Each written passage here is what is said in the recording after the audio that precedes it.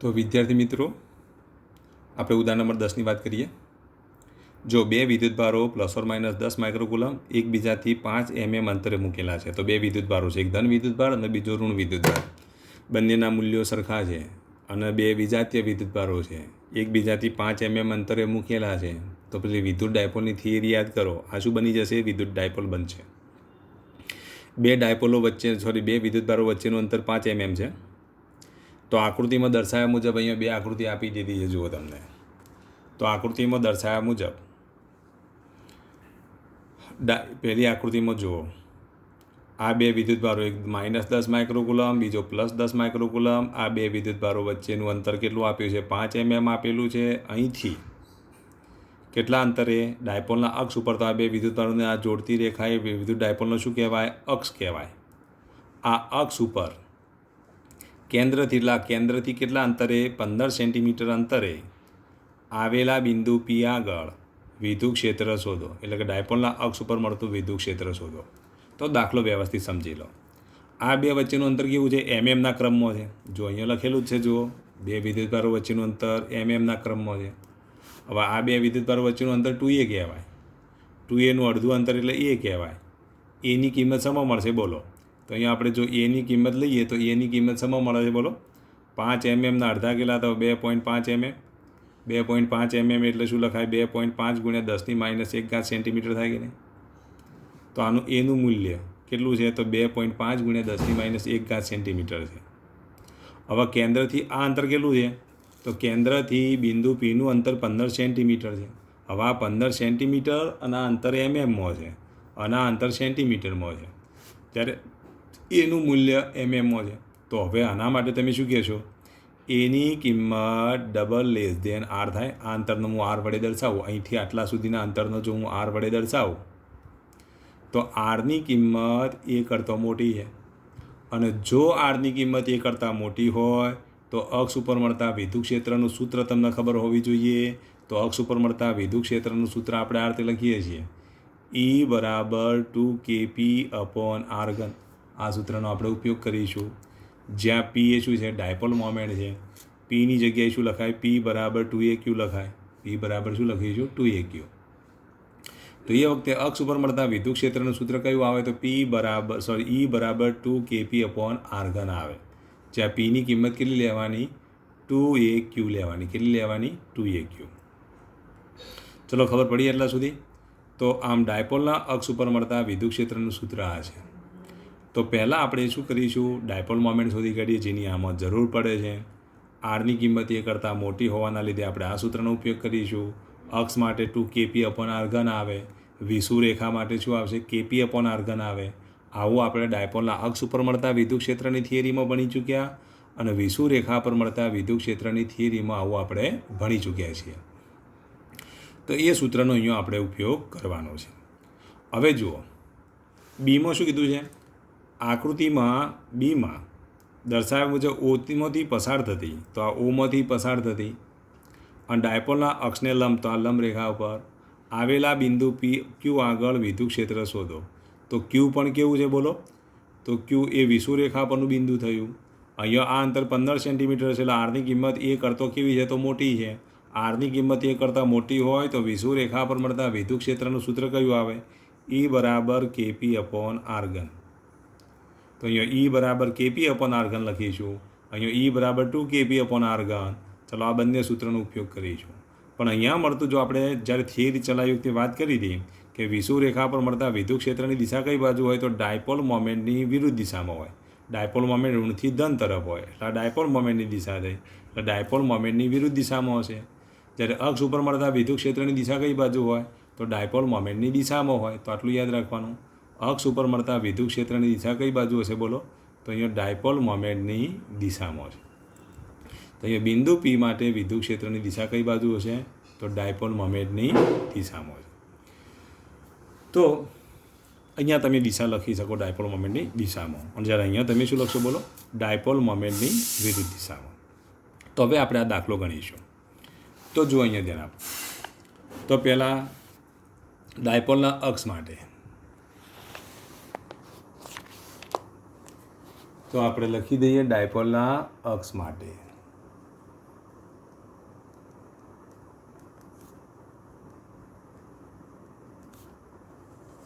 આરની કિંમત કેટલી 15 centimetre. 15 centimetre એટલે 15 ગુણ્યા 10⁻² મીટર. 2a ની કિંમત કેટલી છે તો 5 mm. માટે એની કિંમત કેટલી તો 2.5 mm.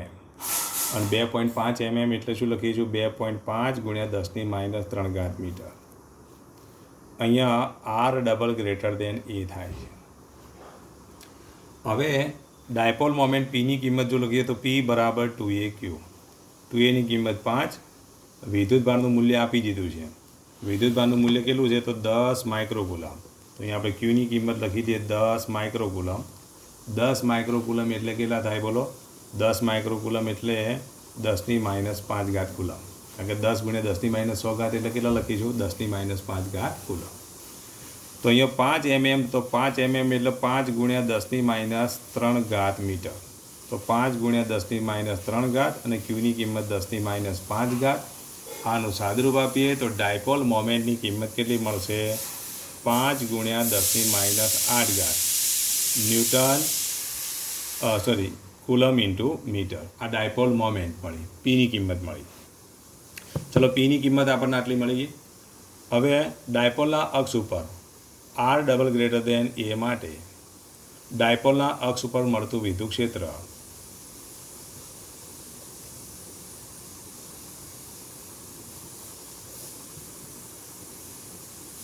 તો ડાયપોલના અક્ષ ઉપર મળતું વિદ્યુત ક્ષેત્ર E બરાબર શું લખીશું 2kp/r3. ચલો 2ની જગ્યાએ 2, kની જગ્યાએ 9 ગુણ્યા 10⁹. પીની કિંમત મૂકી દઈએ તો કેટલી તો 5 ગુણ્યા 10⁻8. આર્ગનની કિંમત કેટલી તો આર્ગનની કિંમત એટલે 15 ગુણ્યા 10⁻². એનો પાછો શું આવશે ઘન. તો આનું સાદુરૂપ આપો. તો આનું આપણે સાદુરૂપ આપી દઈએ. ચલો 2 ગુણ્યા 9 ગુણ્યા 5 ઇઝ ઇક્વલ ટુ કેટલા તો 90. 90 ભાગ્યા 15નો ઘન. અહીંયા 90 ભાગ્યા 15નો ઘન લઈએ તો 15 ગુણ્યા 15 એટલે 225. 225 ગુણ્યા 15 225 ગુણ્યા 15 એટલે 33 75.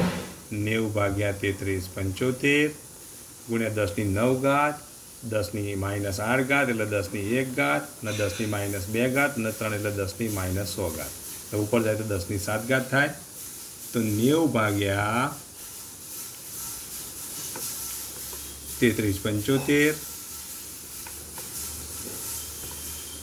તો 90 ભાગ્યા 33 75 ઇઝ ઇક્વલ ટુ કેટલા 0.026 0.02666 એટલે ગુણ્યા 10⁻7 એટલે આના બરાબર જો લખીએ તો 2.7. આની જગ્યાએ આપણે 7 કરી દઈએ. 2.7 એટલે કેટલા પોઈન્ટ કાપ્યા તો 2 પોઈન્ટ કાપ્યા. તો અહીંયા 10⁵ ન્યૂટન પ્રતિ કુલમ આટલું વિદ્યુત ક્ષેત્રમાં. દિશાની જો વાત કરીએ તો દિશા કઈ બાજુ મળશે બોલો તો ડાયપોલ મોમેન્ટની દિશામાં મળે. કઈ બાજુ મળશે ડાયપોલ મોમેન્ટની દિશામાં મળે છે.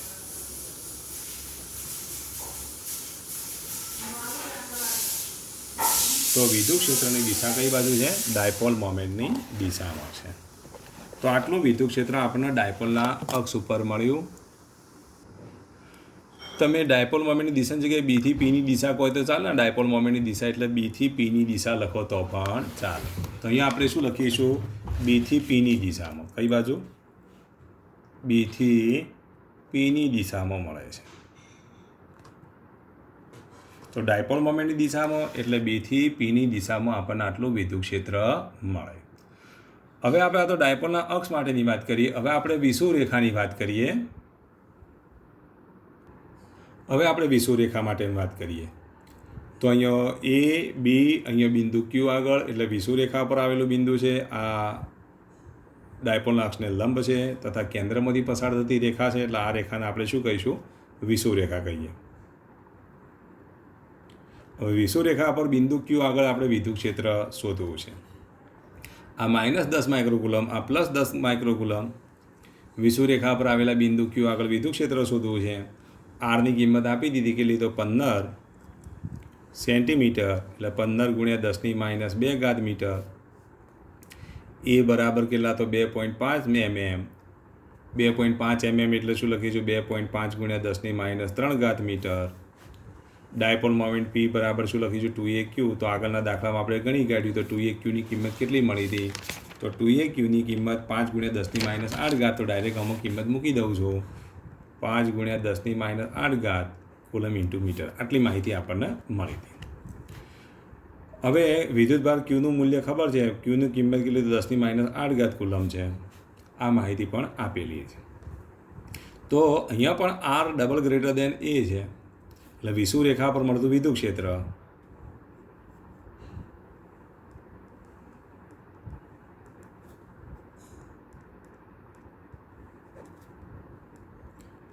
તો R double greater than A માટે વિષુવ રેખા પર મળતા વિદ્યુત ક્ષેત્રનું સૂત્ર આપણે થિયરીમાં ભણી ચૂક્યા. વિદ્યુત ક્ષેત્રનું મૂલ્ય કેટલું હતું? તો KP/R3. Kની કિંમત આપણે 9 × 10⁹ મૂકી દઈએ. Pની કિંમત કેટલી? તો 5 × 10⁻8. Rની કિંમત કેટલી? તો 15 સેન્ટીમીટર. એટલે 15 × 10⁻²નો શું થશે? ઘન. હવે જો તમને એટલી તો ખબર પડી જવી જોઈએ, પેલામાં 2 KP હતા, અહીંયા KP છે, એટલે પેલું જે મૂલ્ય છે એનાથી અડધું મૂલ્ય હોય કે નહીં? આગળનું મૂલ્ય આપણે શોધી કાઢ્યું હતું. આગળનું મૂલ્ય શોધ્યું હતું ને, કેટલું હતું? 2.7 × 10⁵. તો એનું અડધું મૂલ્ય હોય તો 2.7ના અડધા કરી દો. 2.7ના અડધા કેટલા થશે બોલો? તો ડાયરેક્ટ જો લખવું હોય તો તમે એ રીતે યાદ કરીને લખી શકો છો. તો 2.7 ભાગ્યા 2 એટલે 1.35. તો 1.35 × 10ની કેટલી ઘાત? તો 1.35 × 10⁵ ન્યૂટન પ્રતિ કુલમ. આટલું વિદ્યુત ક્ષેત્ર મળે. તો વિદ્યુત ડાયપોલની વિષુવ રેખા પર મળતું વિદ્યુત ક્ષેત્ર 1.35 × 10⁵ ન્યૂટન પ્રતિ કુલમ છે. આટલું વિદ્યુત ક્ષેત્ર આપણને વિષુવ રેખા પર મળ્યું. હવે એની દિશાની જો વાત કરીએ તો ડાયપોલ મોમેન્ટની વિરુદ્ધ દિશા હોય. કઈ બાજુ હોય બોલો? ડાયપોલ મોમેન્ટની વિરુદ્ધ દિશા. તો એની આપણે દિશાની વાત કરીએ તો ડાયપોલ મોમેન્ટની વિરુદ્ધ દિશામાં હોય છે.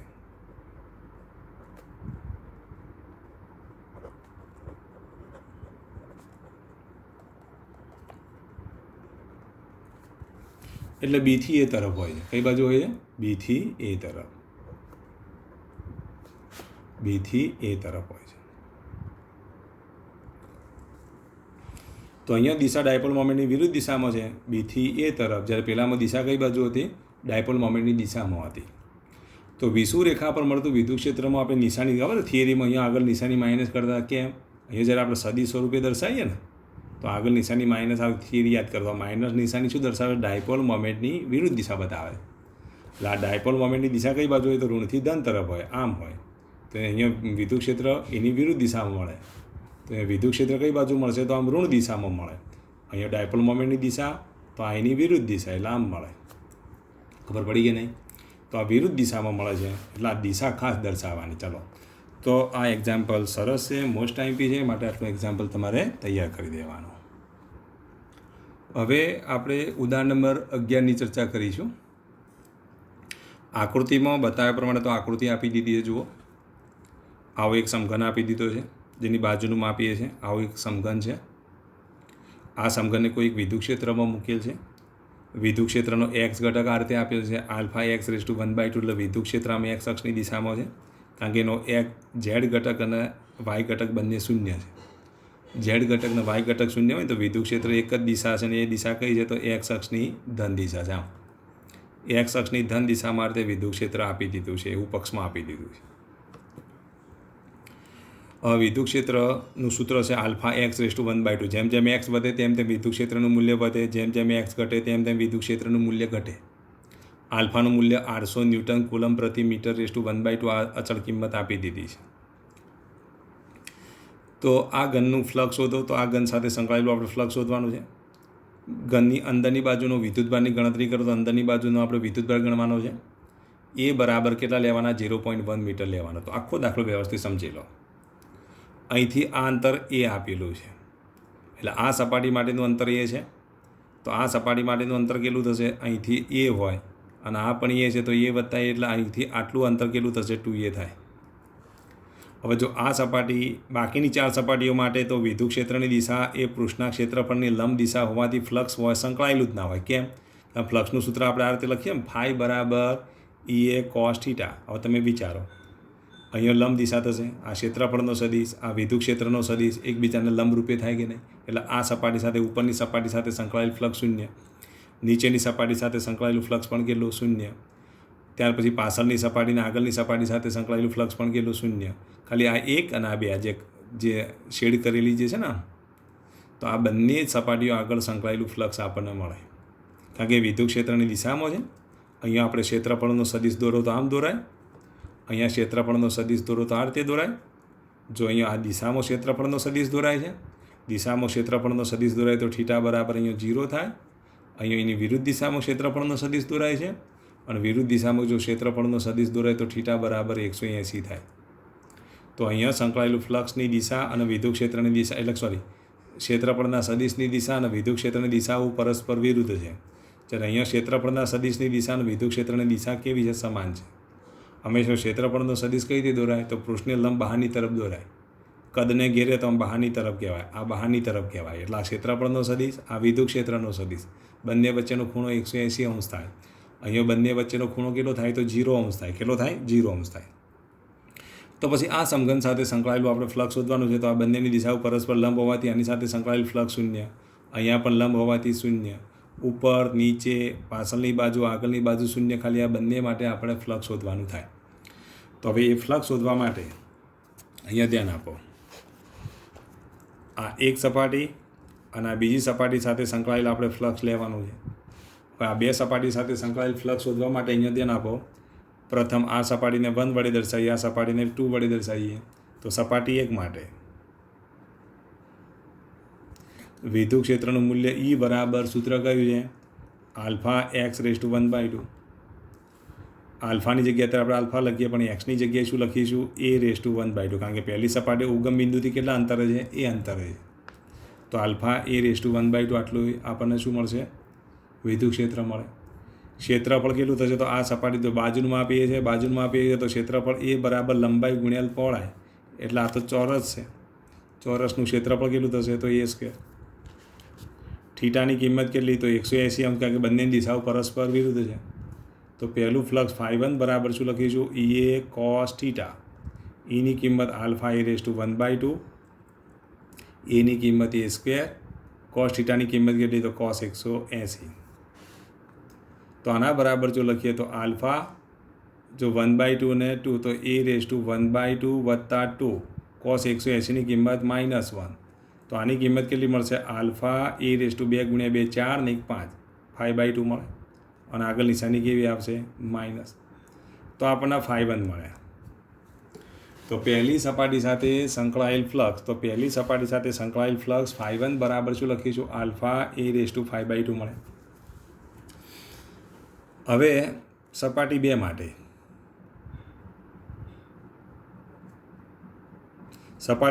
માટે, E બરાબર જો લખીએ તો α(x)1/2. હવે α(x)1/2 આપી દીધું, તો આલ્ફાની જગ્યાએ તો આપણે અત્યારે આલ્ફા જ લખીએ, પછી છેલ્લે કિંમત મૂકીશું. એક્સ કેટલા થશે? A વત્તા એટલે 2A થાય, તો 2A(1/2), એટલે આલ્ફા 2ની 1/2 ઘાત, એની 1/2 ઘાત, 2ની 1/2 ઘાત એટલે 2નું વર્ગ મળે, √2 થાય ને. એટલે અહીંયા શું લખીશું? √2 α(A)(1/2). આવું આપણને મળે. એની કિંમત આટલી મળી. એની કિંમત તો કેટલી રહેવાની? A² જ રહેવાની. અને થીટાની કિંમત કેટલી? તો 0. તો પછી આની સાથે સંકળાયેલ ફ્લક્સ φ2 બરાબર તમે શું લખશો? બોલો. તો EA cos θ. એની કિંમત મૂકી દઈએ તો √2 α(A)(1/2), એની કિંમત કેટલી? A², cos 0ની કિંમત 1 થાય, અને cos 0ની કિંમત 1 થાય માટે અહીંયા આપણે જો લખીએ √2 α, અને આનું સાદુરૂપ તો આગળ આપી તો એ રીતે કેટલા લખી દઈશું? 5/2. cos 0ની કિંમત 1, તો અહીંયા કેટલા મળશે? બોલો. √2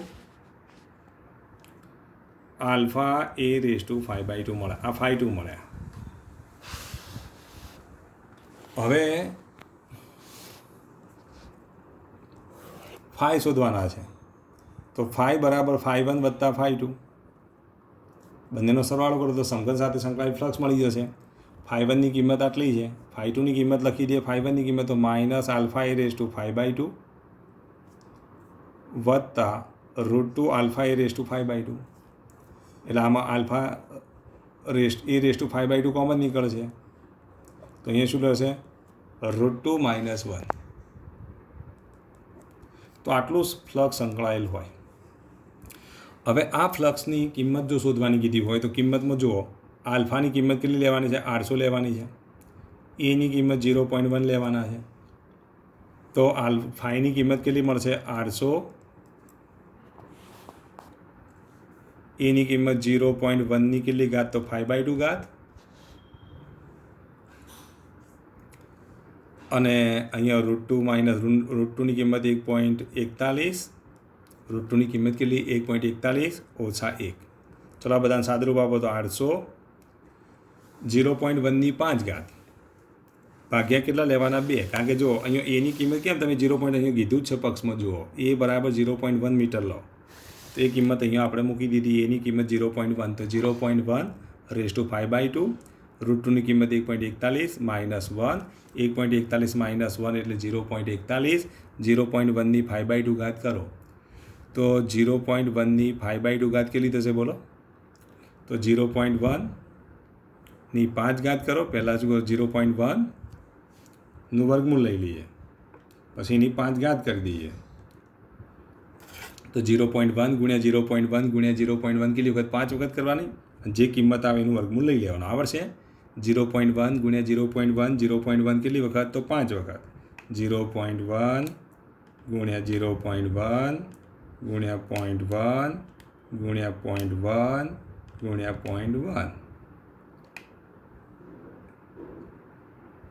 નું વર્ગમૂળ. તો કેટલું મળશે બોલો? 3.16 ગુણ્યા 10ની -3 ઘાત. કેટલી મળશે? 3 અથવા તો 0.1 છે ને, તો એને આપણે બીજી રીતે લખવું તો લખાય.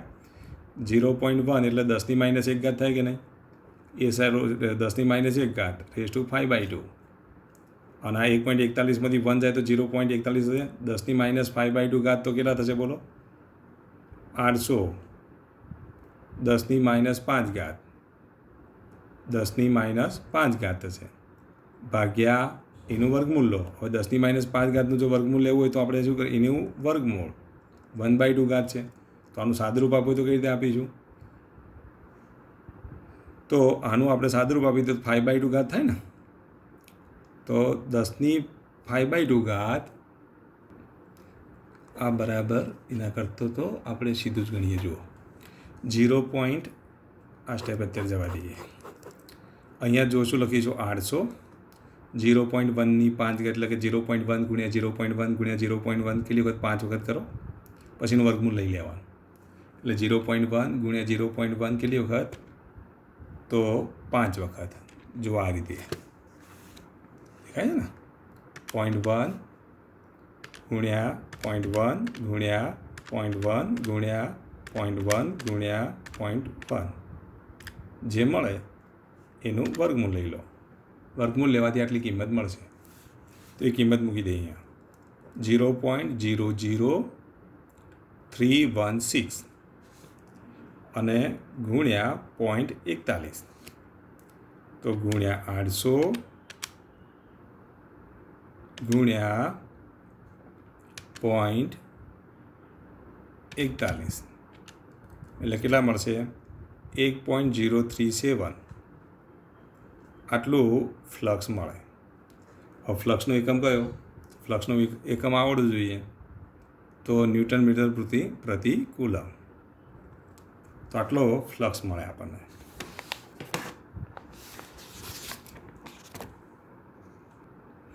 હવે બુકમાં અહીંયા જે જવાબ આપ્યો છે ને કેટલો આપે જુઓ. તો બુકમાં જે જવાબ આપેલો છે એ કેટલો છે? તો 1.05 ન્યૂટન મીટર સ્ક્વેર પ્રતિ કુલમ. હવે આટલો જે જવાબ આપેલો છે,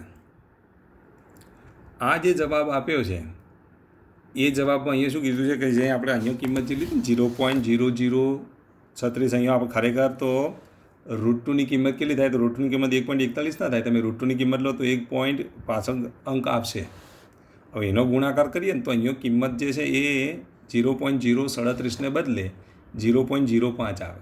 તો પણ તમે જો 1.41 આશરે કિંમત લો તો આટલું મૂલ્ય આવશે. પણ તમે √2ની કિંમત એક્ઝેક્ટ મૂકો તો √2ની એક્ઝેક્ટ કિંમત તમને ખબર હોવી જોઈએ. તો ધારો કે આપણે 2 છે તો 2નું જો વર્ગમૂળ લઈએ તો એની કિંમત આટલી થાય 1.4142 13 56 23 આટલી મોટી કિંમત છે. હવે આ કિંમત મૂકીને જો સાદરૂપ આપીએ તો એની કિંમતને અનુરૂપ જવાબ આપણને કેટલો મળશે? તો એને અનુરૂપ જવાબ જો લઈએ તો લગભગ 1.05 ન્યૂટન મીટર સ્ક્વેર પ્રતિ કુલમ થાય. કેટલો થાય બોલો? 1.05 ન્યૂટન મીટર સ્ક્વેર પ્રતિ કુલમ. તો આટલું યાદ રાખવાનું. તો આપણે આ કિંમત લીધી, કારણ કે અહીંયા મોટી કિંમત મૂકીને જો સાદરૂપ આપીએ તો કેલ્ક્યુલેટરની મદદથી જો ગણતરી કરીએ તો આટલું મૂલ્ય મળે. તો લગભગ આટલું મૂલ્ય મળે છે. એક્ઝામમાં કદાચ ભૂલથી તમે આ લખશો તો પણ કંઈ વાંધો આવશે નહીં. તમારી રીત કમ્પ્લીટ છે એટલે તમે આ રીતે ગણી શકો. તો ફાઈની કિંમત આપણને આટલી મળી. હવે આ સમઘનમાં સંકળાયેલો આપણે વિદ્યુતભાર શોધવાનો છે. તો ગાઉસના નિયમને યાદ કરો, કારણ કે આ તો બંધ પૃષ્ઠ છે. બંધ પૃષ્ઠમાં ઘેરાયેલો વિદ્યુતભાર શોધવો હોય તો બંધ પૃષ્ઠમાં ઘેરાયેલો વિદ્યુતભાર શોધવો હોય તો ફ્લક્સ ફાઈ બરાબર Q/ε0. તો વિદ્યુતભાર Q બરાબર ફાઈ ઇન્ટુ ε0. ફાઈની કિંમત આપણે મૂકી દઈએ તો ફાઈની કિંમત કેટલી? તો 1.05. એપ્સાઇલોનની કિંમત કેટલી? 8.85 × 10⁻12. આનું આપણે સાદરૂપ આપીએ તો આનું જો સાદરૂપ આપીએ તો વિદ્યુતભારનું મૂલ્ય કેટલું મળશે બોલો? તો 9.27 × 10⁻12 કુલમ. કેટલો મળશે? 9.27 × 10⁻12 કુલમ જેટલો વિદ્યુતભાર મળે. તો આ એક્ઝામ્પલ મોસ્ટ ટાઈમ બી છે એટલે વ્યવસ્થિત રીતે તૈયાર કરી દેજો. જો ખબર ના પડે તો ફરીથી એક વખત વિડીયો જોવાનો, અને તોય જો ખબર ના પડે તો તમે ફોન કરી અને વોટ્સઅપ કોલથી તમે સમજી શકો છો.